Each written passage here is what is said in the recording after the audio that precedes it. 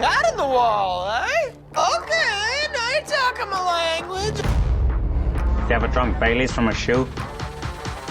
Oh, great. Thanks, Mother, for replacing the baby aspirin with LSD.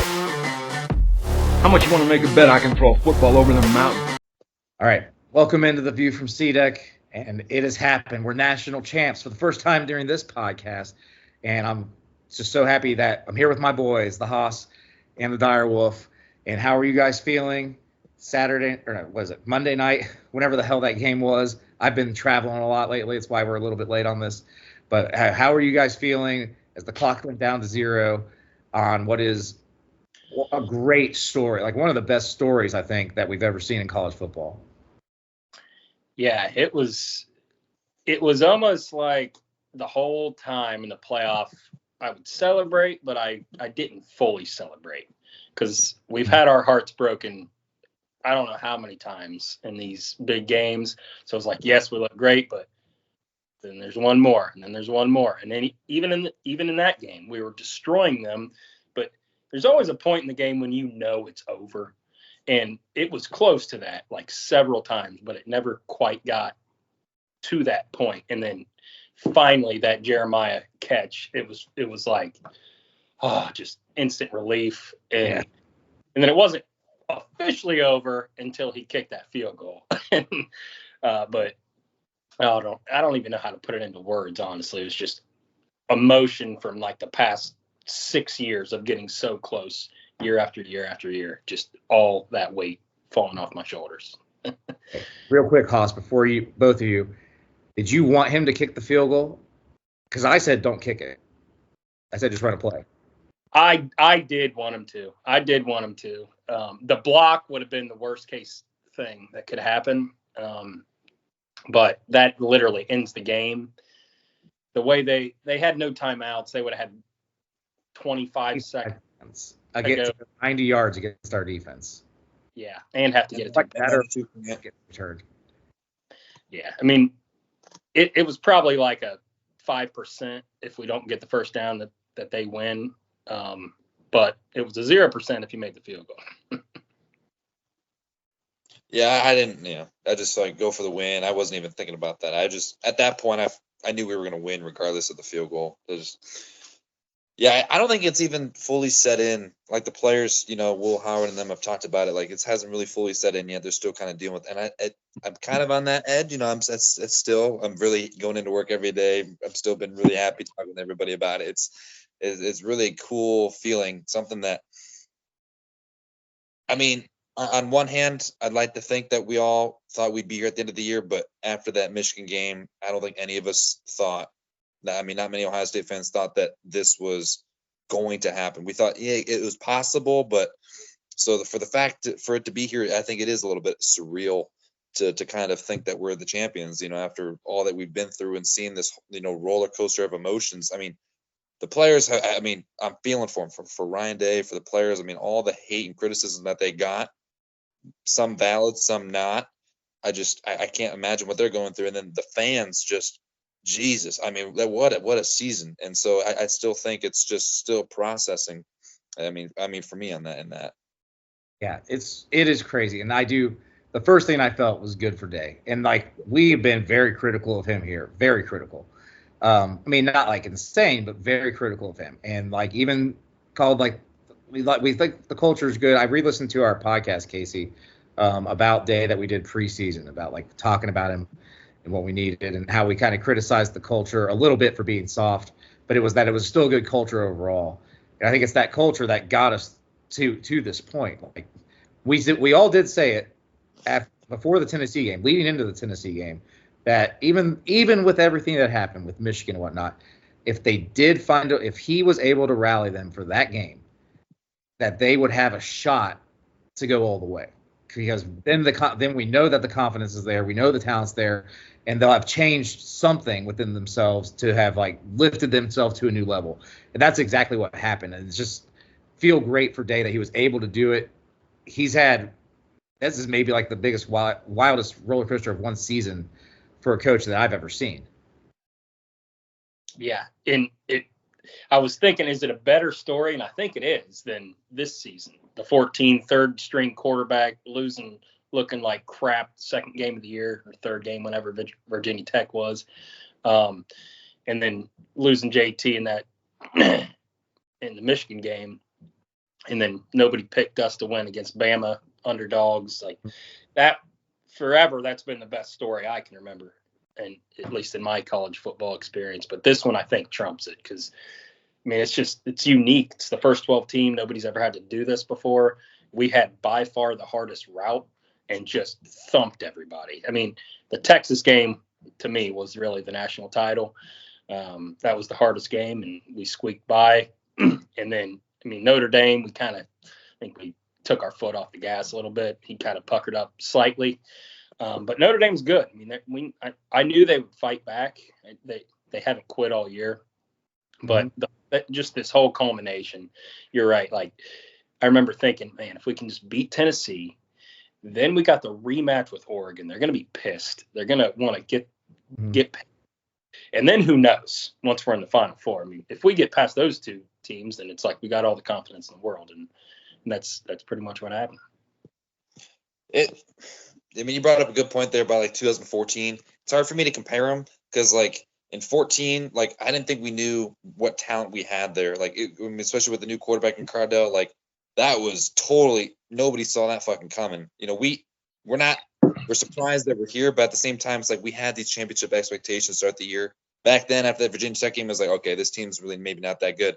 But it was two different sides of the coin. That was the beginning of the Urban Meyer era. I mean, he was there for a couple of years before that, but it was like we win that and we're like, okay, Urban's legit. Like we got a chance here to start a dynasty here. This is, man, what the hell do we have here? Ryan Day, we're 5 years into this now. Like, is he legit? Like, and this was just like basically 5 years in the making of just heart crushing losses along the way attached to Ryan Day. And that's, I mean, you saw him hoist the trophy. That, I mean, that literally was like picking up a mountain off his shoulders and just, awesome image with the players that have stuck around for 4 years doing that with him. That was really like the best shot of the night for me, was just all of them doing it together. Yeah. And with the story, you also got to think about like all the redemptions that happened because of the adversity they faced during the season. You know, they lose to Oregon and they like realize we have to change what we're doing on defense. We have to be more aggressive getting after the quarterback. We can't just like sit back and hope that everything goes well behind them and just confuse them and makes them make a bad play. And then the loss to Michigan, we realized we can't just lean on our talent basically to win the game, like, and just hope the other team loses. Like, we'll just win based on talent, even against inferior teams. Like, we have to be more aggressive in the style of offense we're playing, not just like even play calling, but the complete style. It was like a complete style overhaul, leaving the zone blocking scheme, way more misdirection with pooling linemen and players. It's huge. And like, here's what I thought about it, since I know you're both kind of Marvel fans. This was like Doctor Strange looking into the multiverse right when Thanos is attacking and going, I've looked through 14 million different scenarios, and this is the only one that we win. Did we have to lose those games to win? I don't think we had to lose the Michigan game. I think we could have learned our lesson without the actual loss. But I do think we had to lose that Oregon game, and maybe we did need to lose both. We could have needed I keep thinking if we beat Michigan, I bet in the rematch with Oregon we win. And then we get that number one seed with the bye, and it turns out that's not all that it's cracked up to be. So I don't know if we win at all if we beat Michigan, to be honest with you. And here's a question I want to ask all those hooligans out there. Whenever this question gets asked, would you rather beat Michigan or win the national title? Those morons that say they'd rather beat Michigan. Are you upset right now? Are you pissed off? I don't think so. You're an idiot if you are. No, I mean, I listen to Freddie and Harry on ESPN radio quite a bit after work. Today they were talking about like if scenarios, and that's a big if scenario if we don't lose to Michigan, because different seeding, different areas that we play in, different teams that we play in, and then we go to the Big Ten championship game. Like, I don't know. I don't know. Does that team benefit from getting time off after that, and then getting rest? You saw all the teams. I get it's small sample size, but all the teams that had that layoff did not do good after it. So, I don't know if that team would have been different. So I take it how it is, and we'll see. That'll be really interesting to see if they change the seating and stuff. But that's number one thing you're looking forward to is if the people have to buy. I know getting into this thing, but yeah. Anyways, I think we kind of needed that, especially for the culture, for the toughness, for the mentality. I think we kind of needed that Michigan loss to kind of get punched in the mouth and kind of bring us down a level. Yeah, I mean, they definitely got inspired by it for sure. There's no doubt. Yeah. So maybe we did, like I said, maybe you're right. If we win, we end up playing in the Big Ten championship, and that just changes a whole lot of stuff. And who knows what happens after that. Okay, let's talk about the game a little bit here. The actual game. Buckeyes give up get a little scared at the beginning. Give up a 18-play drive that takes 10 minutes off the clock. Only 1.5 possessions total in the first quarter. It's exactly like what Notre Dame wanted, is getting in third and short and fourth and short and converting with QB power runs by Riley Leonard. Although they may have ran his stamina down like an NCAA immediately with that drive. He was whipped after that first drive. But then after that, it's all Buckeyes the rest of the first half. 3 straight touchdown drives, the beginning of 4 straight touchdown drives that they would score to go up huge 28-7. Then they kick a field goal to go up 31-7 in the second half. Looks like the game's over. And Notre Dame basically needs 3 touchdowns with 2-point conversions to make it back. And they started to do that, so it gets hairy at the end. But, who were your guys' MVPs? Will Howard was obviously awesome. Throws for 17 for 21 for 231 and 2 scores, a 99.1 QBR, mainly because he didn't throw it in the second half besides that bomb. And that's QBR's heavily slanted to second half stats. Quinshon goes, he finally outplayed Trey. We were talking about Trey all the time, and Quinshon finally does it. 11 for 100 yards, 2 touchdowns rushing, 2 catches for 21 yards and touchdown receiving. And of course, Jeremiah Smith, 5 for 88 and a touchdown. Who'd you guys have on offense as the MVP? I think you got to go with Howard, man. He was so efficient. I mean, I think he was 13 or 14 out of his first 14, and then the first drop was Travion 50-50 ball that he could have caught. And it was the most he's ran all year too. And they were good runs, except for a couple where he got clipped. But I think he ran for probably 4 first downs, something like that. I mean, it was good decision making. There was basically never a bad decision or a bad throw. There was a couple, I guess, maybe a little off here or there. But all in all, I guess that Oregon game, he basically went absolutely nuts. But it was one of his best games all year. So I'd give it to Howard, with Quinshon being second. Yeah, it's tough. Flip the coin between Quinshon and Howard. I'll probably lean Howard, just to also give him the nod of this whole playoff run.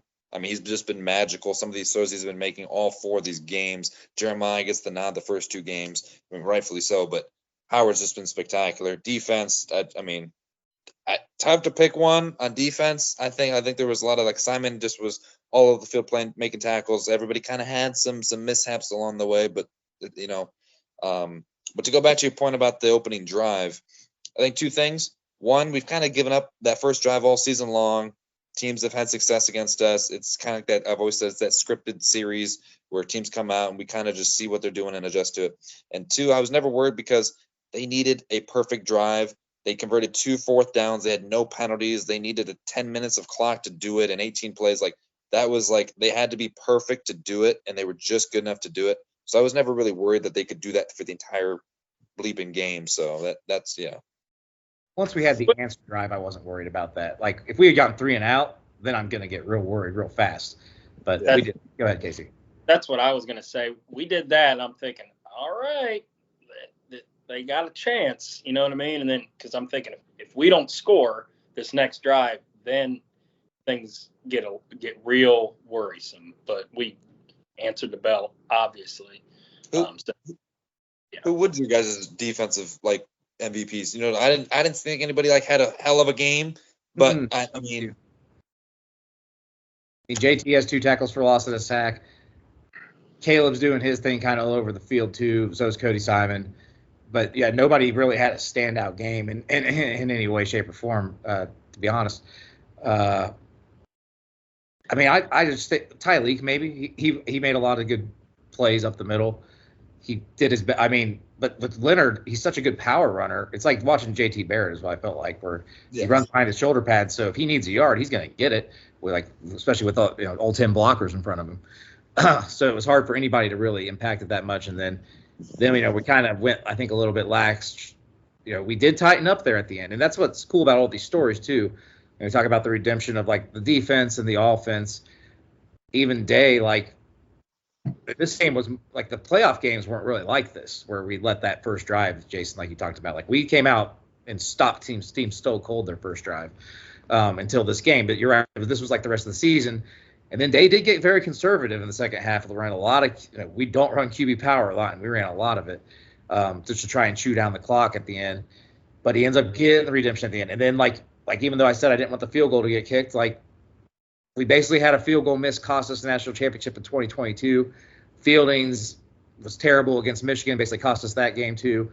And he gets to kick like the game winner. It's just like so many things coming full circle where we check off like making clutch plays down the stretch, the throw to Jeremiah Smith on 3rd and 11 by Will Howard, make a clutch field goal. There's Fielding finally making a huge field goal at the end. Defense didn't really get like the big stop, I guess, but they had played so well up until that point, it didn't matter anymore. It was kind of like how it's been in big games, though, where the defense struggles in the second half a bit after playing like an amazing stretch of football at some point earlier in the game. But, we did what we had to do, and we're national champs now. It's just freaking amazing. Now we got to talk about Day a lot because like we had that whole podcast we gave him pretty good grades, Casey, like on most stuff. But we said he like had to win the national championship this year almost. And then, especially once he lost to Michigan, everybody's saying that. And it's not true for sure that like I don't think he would have been fired. But the fan base probably totally turns on him if they don't at least win a couple games there. Getting us to the finals, even if he lost, we're kind of like back to where we were before the year. Like, okay, you need to beat Michigan and you need to make a run. But he wins the national title now. Any problems need to get wiped away. I don't give a shit about that Michigan stuff. If we lose to them and win national title every year, I'll take it, just like we said earlier. So what do you guys think about Coach Day after this playoff run?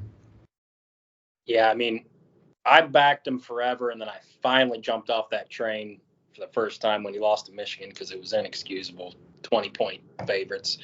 But quickly jumped right back on, and then you start to look at the numbers, and it's like, okay, Tressel only won one. Urban only won one. I mean, obviously the record against Team Up North is the big thing hanging over his head. But, I mean, now we recruit well. He keeps great coaches. I mean, who's to say we're not going to win another one here in the next few years? And then all of a sudden he'll be the only Buckeye coach to win multiple titles other than Woody Hayes. So, I mean, he's got to be considered top 3 coach in college football right now. Probably number 2. Two, yeah. just because Dabo's got 2 titles is the only reason. But they haven't been good for 5 years. Ancient history at this point. and we're made for the playoffs, man. I mean, I don't see us not making it. And then evil Ryan Day comes in, and I'm not picking against him. I mean, you look at his playoff resume, even the games we lose, he had a great game plan, and just calls go wrong here or there, and except for the Bama game, but we've talked about that. It's like one of the best teams ever.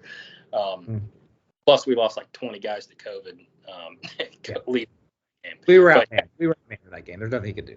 He's an all-time legend no matter what now. He's got the highest winning percentage out of all active coaches. He's got the title. I mean, I can't say enough about him. He's got to get over that hump with Michigan, though, to wipe that, like beat them next year and shut everybody up and just be done with it. Yeah, I was on one of the podcasts and I said, he hadn't had many big wins. And then Matt was like, well, if you're just going to count Georgia and Alabama as big wins, then nobody's ever a big win. And that was really naive and stupid of me to say. And looking back at it, he's only had one bad season. 2020, made the championship game, lost to a superior team, one of the best teams ever. 2021, first year with CJ Stroud. I don't think we had championship expectations. We just wanted to see what the team was. We won a fucking Rose Bowl, one of the best games of all time. Next season, come up against Georgia, come up just a little bit short, but I mean, we're one play away from probably winning a national championship there again too. Can't really fault them for losing to Georgia there. last season was really the only, you could say, bad year. And you know, he responded this year with an all-time great year. So I'll say that I said that the criticisms were valid. I mean, you can't lose 4 straight times to your rival and not have anything to fucking show for it. That's when the Rose Bowls and the Cotton Bowls don't fucking matter if you don't have a natty to back up for. Now he's got the natty to back up everything else. So, you know, I apologize for all of the stuff I've said about him, but I do think that some of the criticisms from people, from the fan base, were valid. All the outside noise from Stephen A. Smith and that shit, people who weren't around the program, that I don't think that was valid from people.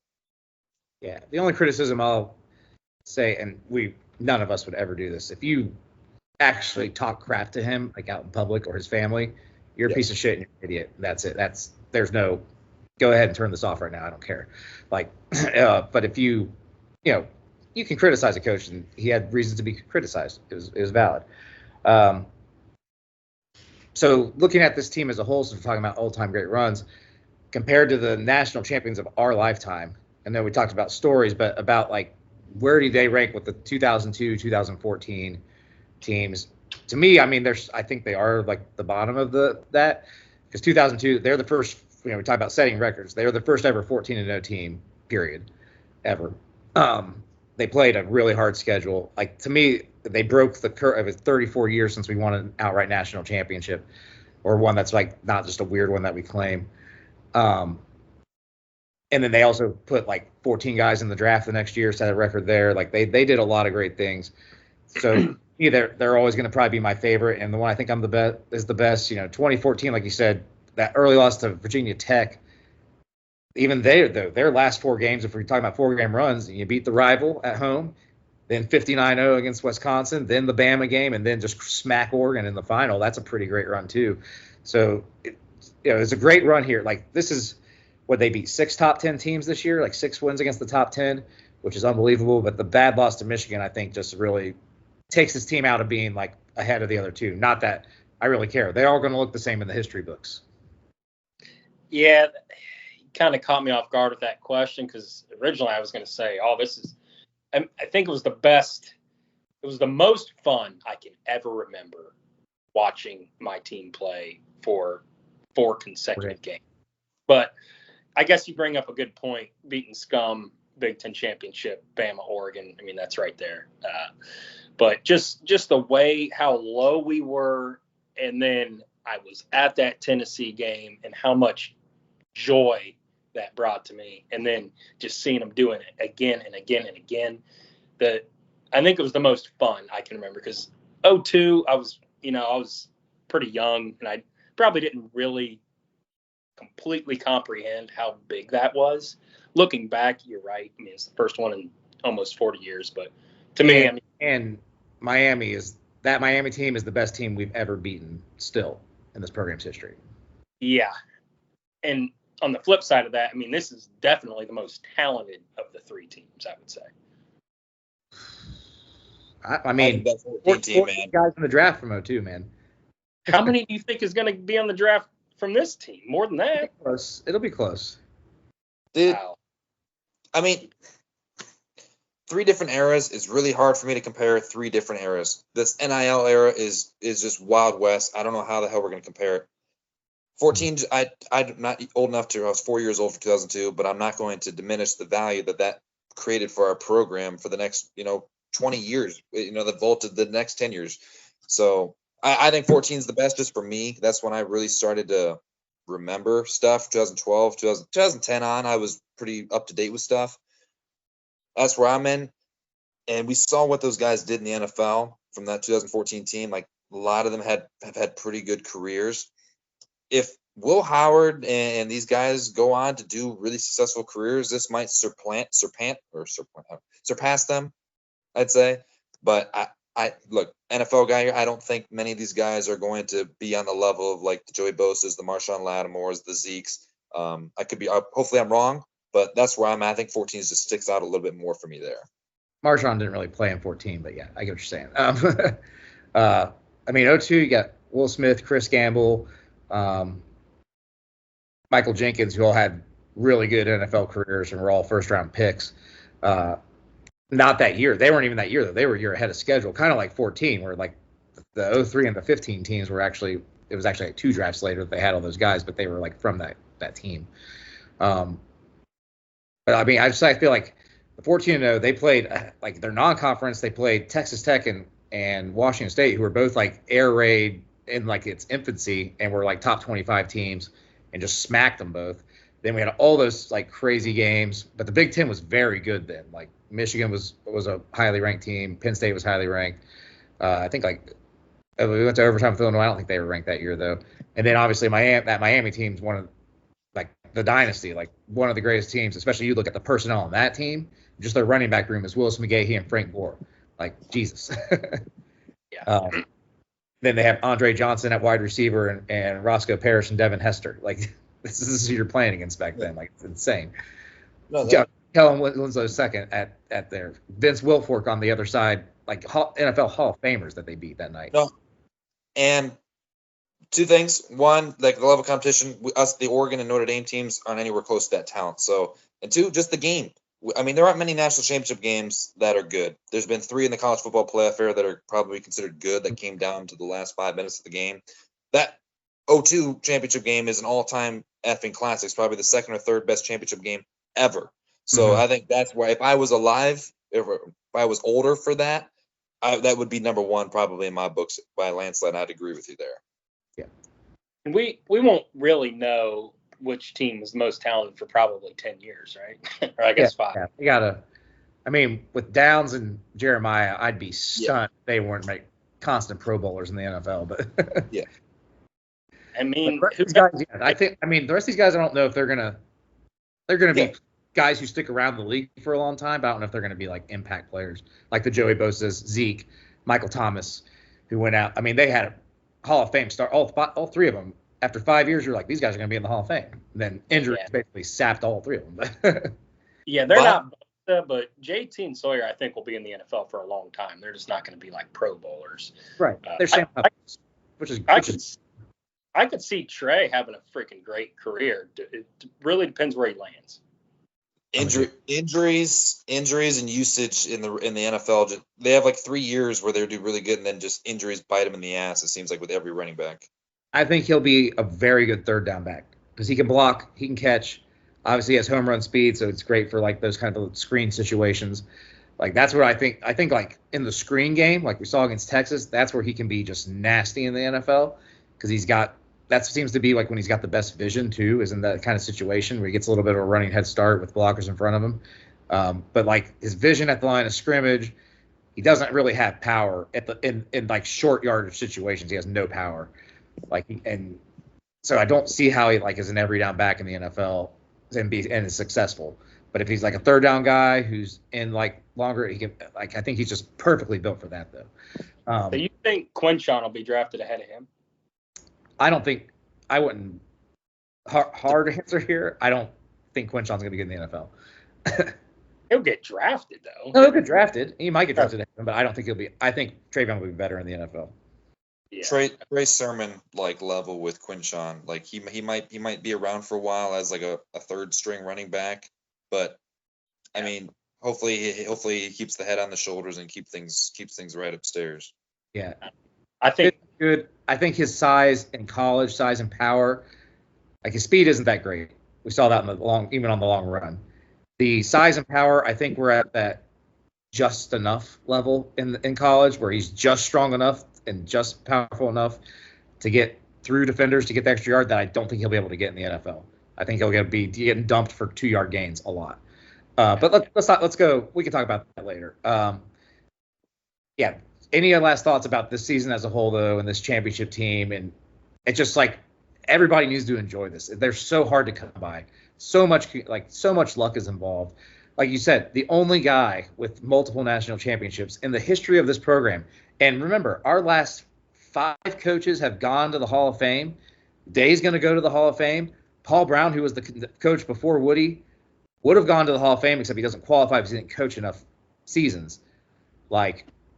They still one guy gets it. So you have to. Yeah, Cooper's in the Hall of Fame. Mm-hmm. Yep. He had 2 second place finishes. Like it's pretty good and won a ton of games. That's why he was freaking Ryan Day was Cooper until this season now. But and also like I guess down a quick tangent. What if Cooper's 96 and 98 teams get to play in a playoff? Mm-hmm. They do this. Maybe he gets the redemption, but he never had that opportunity because the Michigan game mattered then. I guess that's something we should hit real quick. Now that we know, now that we've done it, lost to Michigan, still won the national title. I mean, we have to say the game doesn't mean the same as it used to. I don't really care, to be frank. Like, I love that it was the greatest rivalry, and I think it still is the greatest rivalry because every rivalry is like this in every sport now. Like, everybody plays multiple times, and the one loss doesn't really matter. But it definitely is different now, right? It's different. It means less, but it's still. I mean, You want to kick their asses, for sure. No doubt. It'll be heartbreaking every time we lose to them, but this season is the perfect example for you never know. You always have a chance. The season's never over till it's over. As long as you make the playoff, you've got hope. So just now, if we lose to Michigan and we already had 2 losses, then that's a whole different ballgame. But if we're top 5 in the country and we lose to Michigan, it freaking sucks, but we're still going to have a shot. I've been saying it all season long. Like, it's going to happen where these rivalry teams play each other 3 times in a season. It's going to happen or just teams in general play each other 3 times in a season. It almost happened with Texas and Georgia. Like, they were okay. So it's going to happen where these rivalries and everything gets diminished, and regular season games get diminished in the long run. So there's still value in it. There's still meaning in it. You can still get hyped up for it, but I definitely think that might even just ease some of the pressure off maybe Ryan Day in the future, saying, okay, I can still get done with this loss, and maybe kind of relaxes a little bit. My last thoughts on this team and this season, it's driving me mad. CNN and everybody, $20 million team. That's not I can go on for a whole tangent here. That's not even what one guy makes in the NFL. These kids need to be paid even more money. But every team's doing it. Most of this money went to retain the players who have been here. 9 guys on the defense were, returning starters or seniors. We brought in basically 4 impact players. Every team's doing it. Every team's not sign stealing. So there's no asterisk next to this one like Michigan's from last year. I don't care what you say about it. We're champions. This is just going to go from here. Next year's $30 million team and so forth. So that's really what's driving me mad now. I'll reply to backs making $4 million by themselves next year. just to respond to what you said, I completely agree with you. And the other thing is everybody's doing it, and they just weren't as good as we were to get Caleb Downs, Quinshon, and all the best dudes in the portal. So get better at stealing guys from the portal. So guys came back. They wanted to prove something. I think that they didn't come back for the money. Jack Sawyer and JTT were first prize, early second round draft picks, that's probably what they're going to be again this year. Okay. They came back for the culture and to prove something, but they just came back to win and to prove something. They didn't come back for the money. And last year there were 135 juniors that went to the draft. This year there are 75, damn near half of that across all college football. Players came back for the money, and the money lets them say, okay, I can come back, have some money, have some stability, and let's try to win something more. So it wasn't just Ohio State that was doing it. Players just came back all across the country, and that's good for the sport. That's a good stat. Yeah. And it's good for the players, because if you've seen these guys that stayed an extra year, like Bo Nix and Jaden Daniels, look what they're doing in the NFL. They're having more success because they're getting more prep, they're getting developed more, and then they're ready to actually go and contribute right away. So it's good. It's kind of good for everybody. It's just, except I guess the coaches, because it's fucking hell on their job. Like, that's why they get paid $10 million. Like Ryan, they get paid $10 million to have to suck up to these kids and figure out how to put a team together in this wild, wild west that we're still in until there eventually does get a CBA. Although the more I think about it, this is another podcast, I guess, but the more I think about it, the more complicated that actually is due to the laws in this country about a whole lot of different things, mainly that a lot of public universities are not allowed to unionize anywhere. So you could not unionize as a football player for them. A student athlete. I like that. Yeah, it's very, very, very complex for what's going on here to change anything, to be honest. All right, but Buckeyes National Championship of for the 2024 season, that'll never change. We will always be 2024 national champions. And bask in it, enjoy it, go out and see the team on Sunday if you can brave the cold. Celebrate with them. OH! IO, baby. Congratulations to Coach Day, especially all those seniors that came back for this.